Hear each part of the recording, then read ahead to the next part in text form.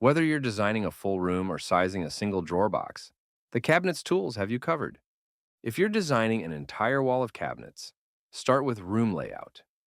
This lets you place cabinets, filler panels, and open spaces across the full width of your room. The Cabinet Boxes tool lets you generate a cut list for a single cabinet, with the option to lay out drawers and doors. And if you already have your box built or you're replacing a single drawer, the Cabinet Opening tool has you covered. Each tool generates a complete cut list for all cabinet components, carcasses, drawer boxes, shaker construction, and more. And every project is highly customizable, from cabinet construction and toe kick design to face frames, drawer slides, drawer box construction, and more. Let's dive into each tool, starting with the Cabinet Opening tool.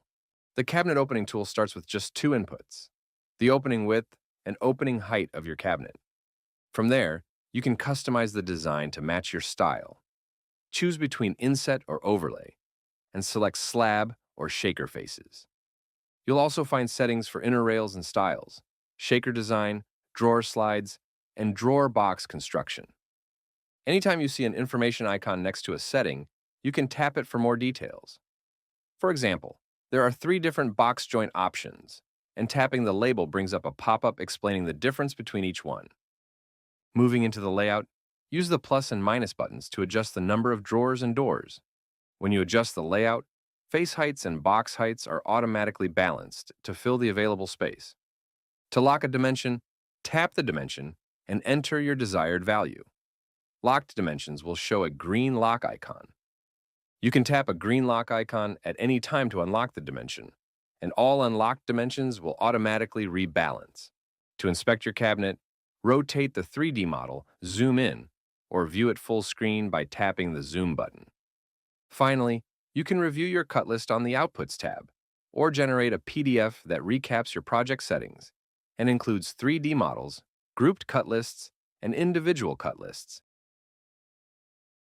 The Cabinet Boxes tool builds on the Opening tool, adding a dedicated tab for defining the cabinet box and its style.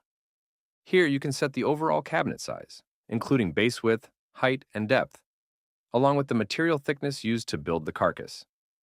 For the face frame, choose between framed and frameless construction, then fine-tune the details. This includes overhangs or scribe allowances and face frame sizing.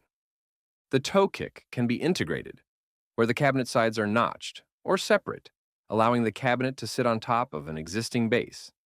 And for the rear panel, you can use nailers with a slotted quarter-inch panel or a fully solid back with an optional rabbet joint. Just like the other cabinets tools, all of these settings update the model in real time and feed directly into a complete cut list. The Style tab uses the same settings as the Opening tool. For this cabinet, I've added 2 side-by-side drawers on top. To do that, go to the Layout tab, find the drawer row, and select 2 under drawers. I set the drawer to 6 inches tall, and the doors automatically fill the remaining space.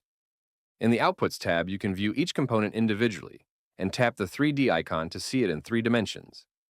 And just like the Opening tool, you can generate a PDF with full specs and cut lists. The Room Layout tool lets you design a full wall of cabinets. Start in the Setup tab by entering the wall size. If you plan to include upper cabinets, you can turn them on here and set their elevation. Next, set your default cabinet heights and depths. These act as the starting point when adding new cabinets, but can always be overridden on an individual cabinet later. For convenience, these same settings are also available under the Base and Upper Settings tabs. Under the Base section, you'll find 2 tabs, Cabinets and Base Settings. The Cabinets tab is where you build out the layout.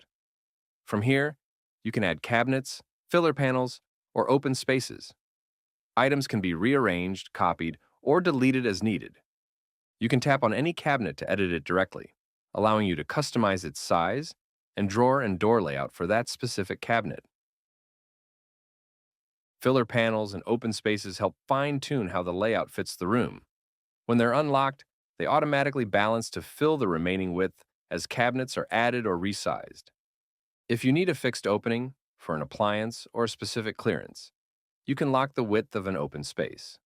Locked spaces stay fixed, while any remaining unlocked fillers or spaces automatically rebalance.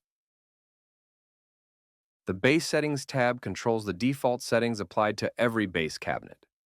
This includes cabinet construction details such as face frame options, toe kicks, and other shared settings.